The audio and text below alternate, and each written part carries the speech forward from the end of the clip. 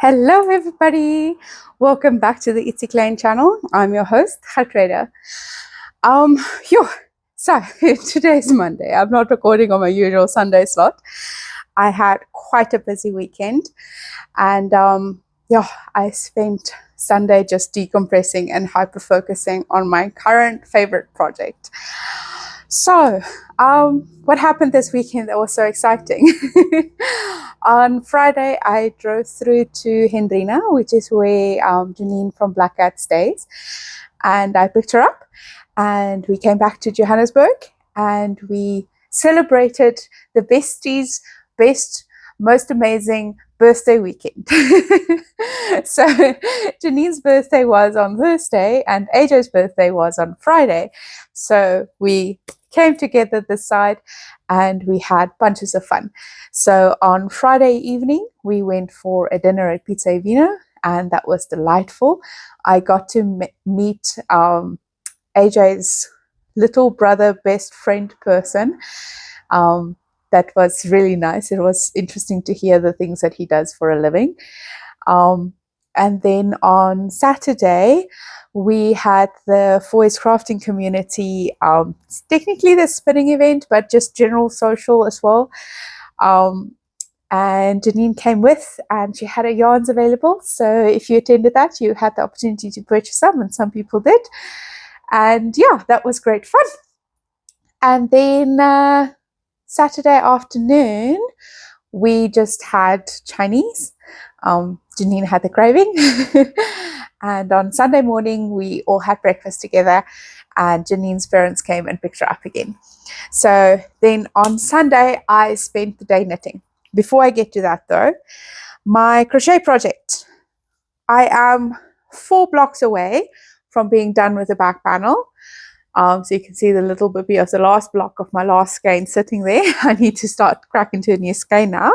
And then the front panel that we all know and love and have seen quite a few times by now.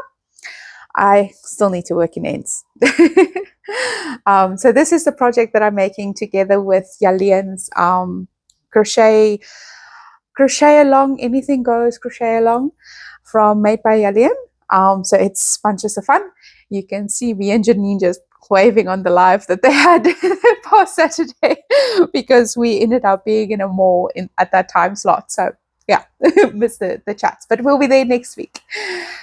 Then my favorite project that I have been hyper fixating on is this. So you guys saw the yarn last week and you saw the picture, and I have a yoke.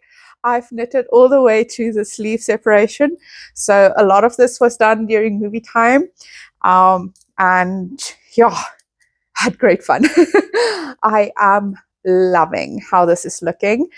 I am very much in love with it. I'm in love with the yarn. I'm in love with the texture. I'm in love with everything. So you can see the beads glinting. They fall where they fall. There's a few beads that's on the wrong side because they fall on the floats and they're trapped with the hairs of the kit silk. So they don't want to like super easily slide, so I can push them towards the front, but I have pushed as many as I can towards the front. But yeah, I am, guys, I'm so proud of this piece. So now I just need to knit the body and the arms, which is all plain knitting all the way down to ribbing. I do have a fair bit of the handspun left over, so I'm thinking of maybe repeating these chevrons. I'll see how the increases and decreases work, but repeating them to end in the handspun on the either the sleeves or the body. I'm still undecided which one. I'm thinking maybe probably the sleeves, because that would be visually the most interesting, because we've got all of this going on the body already. But yeah, I am super pleased about this.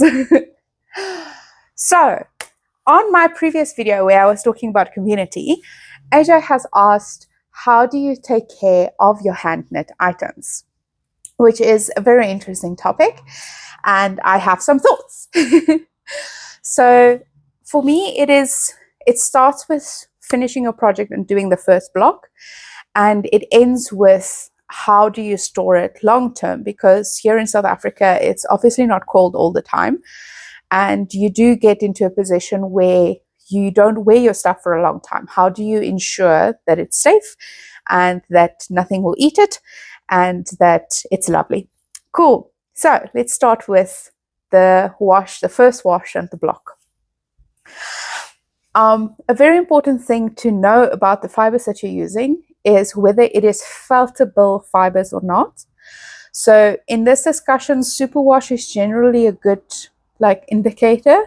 So superwash, acrylic, both of those fibers don't felt, right? However, you can still cause them harm. So when you wash your garments, when you put it into the water and you lift it out, don't grip it by the shoulders and lift it out the way that you would pick it up when you're working on it, the way that I was holding my sweater now when I was showing you guys. Don't do that, lifting it out of the water, because superwash fibers are inherently stretchy. They don't felt with each other, so they don't maintain their shape. They just stretch. So if you lift it like that with all of that weight of the water in your garment, you're going to stretch out your garment. And as you wash it more and more, you're going to stretch your garment more and more with each wash. So the best thing to do is to let the water drain out of whatever you're using, whether it's the bathtub or the basin or a bucket, doesn't matter. Let most of the water drain. And then gather your garment by pushing it together and pressing it against the edges of whatever container you were using. So the edge of the bath or the edge of the basin or the edge of the bucket, doesn't matter. Press it against that edge to get water out and let the water drain, and repeat that until you can't get more water out. So now you have most of the water drained out of your garment, at which point you can push it together to try and lift it up in a sort of ball as much as possible. And then you can gently press it to get more water out. Do not wring it. Do not take it and twist it. Don't do that. Just gently press from different directions. If you find that you are getting bored with that, or you're not getting more water out, then you transfer that ball onto a towel that you've laid out on the floor or on a table, whatever.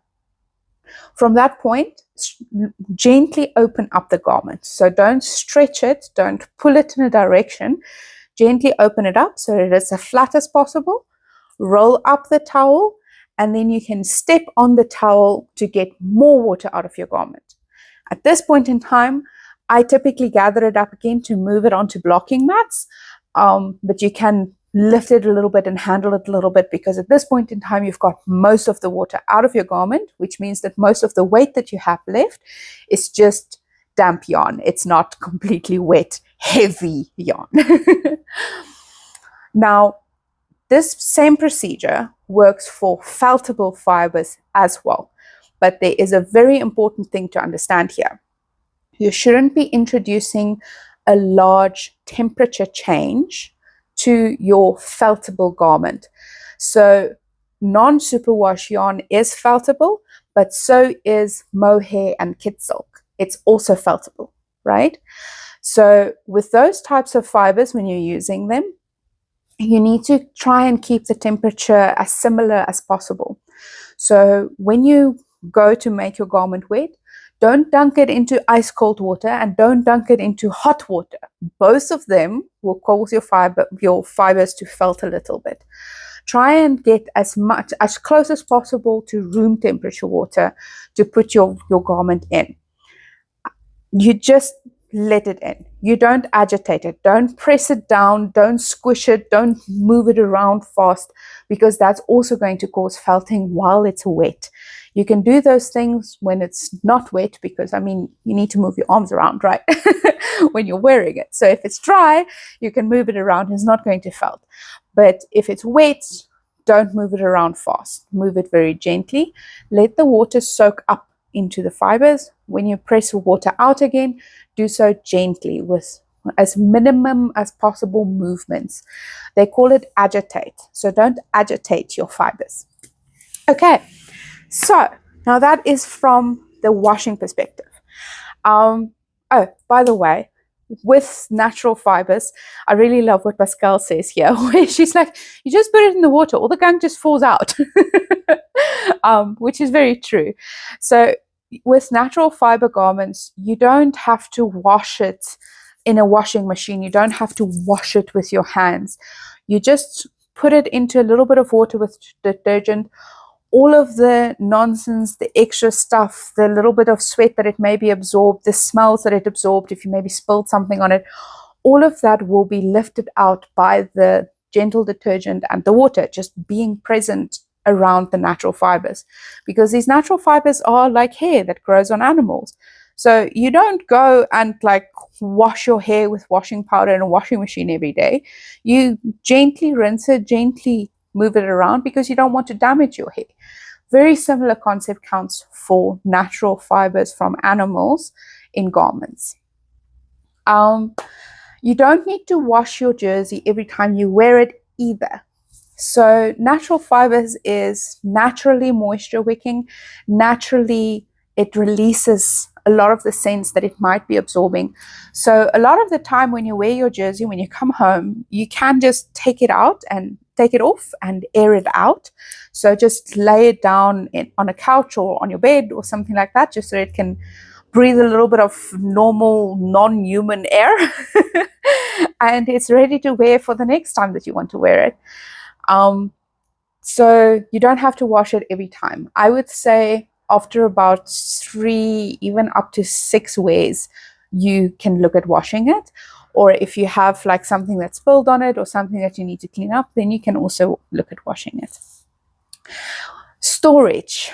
Okay, so you need to be mindful of the type of storage that you use. So if you are using drawers, make sure that there isn't anything in the drawer that's rubbing on the top. So don't fill your drawer all the way to the top, so that when you push it back, yes, sure, it can close, but every time the drawer above and underneath will be opening and closing, it's going to rub the top of your garments, which means that if you have a situation like mine, where my very, very bottom drawer is my winter clothes drawer, and then the one just above it is my underwear drawer, which I open every single day, you're going to have wood that goes whoosh, whoosh across your garments at least once a day. And that's going to cause pilling. So be mindful of that if you are making use of drawers. I would even go as far as putting a layer of tissue paper over, even if it isn't to the top, just to protect your garments from any sort of movement or weirdness happening inside the drawer. And then you can also hear if the drawer is scraping. So I have since moved all my garments to no longer be in the drawer, but to be in the cupboard. Cupboards, in my opinion, is the best for handmade garments, mostly because A, you can see it all the time, and B, there's airflow that happens. So every time you open the drawer, there's a bit of air, the cupboard, there's a little bit of airflow going around, because these are natural fibers and they do like to be out in nature and not closed up all the time. When it comes to bugs and such, we are actually extremely fortunate in South Africa. We don't really have moths and carpet beetles and infestations and things like that that plague us as heavily as it does our European and American brethren.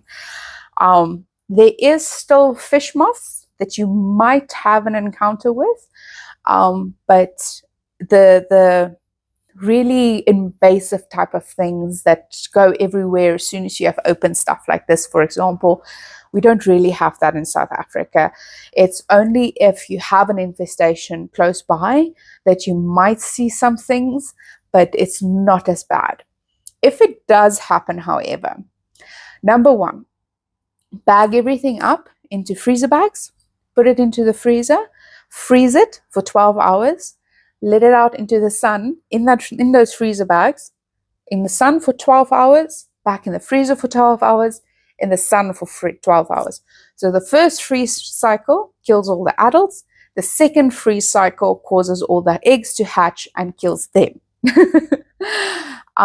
So then you can take your garments out, you can assess what's the damage, you can fix if it's fixable, you can do what you need to do to repair the situation. However, prevention is the best type of thing here. So what a lot of people do is they just have a little bar of soap that they keep in the same location as their natural garments or as their yarn, which is a natural deterrent for fish moths specifically. So you can just do that. It has a nice scent as well. It makes it nice around. If you are putting your stuff into long-term storage, I highly recommend to put it into enclosed plastic containers. So put each sweater into an individual Ziploc, zip it up with a little bit of a soap inside, or perhaps even mothballs if you are so inclined, if you're okay with the smell. I hate the smell, so it's soap for me. You can even cut your soap into like quarters or whatever to make it go further. You don't have to have a soap bar for each sweater. And then put that into those nice plastic totes that you can clip closed. Then you put that wherever you're going to be putting it, whether that is in a storage facility or in a garage or whatever it is that you end up putting it into. That is going to prevent an infestation from happening in the first place, hopefully, unless you have really determined things. So I do recommend to check it if you can, at least on a monthly basis, just to make sure everything is still good and nice. Yeah, I think that is about it for storage. And this is quite a short video actually, which is quite all right. I am having quite the time with my team today. We had a production issue this morning and we have to do a release this evening. So a little bit of crunch. So I'm going to be making dinner now, and then I'll be meeting up my team later for doing a release. But yeah, that is it for this video, I think. Thank you so much for watching and coming to listen to me rambling about yarn and all sorts of things. And I appreciate you. I'll see you in the next one. Bye.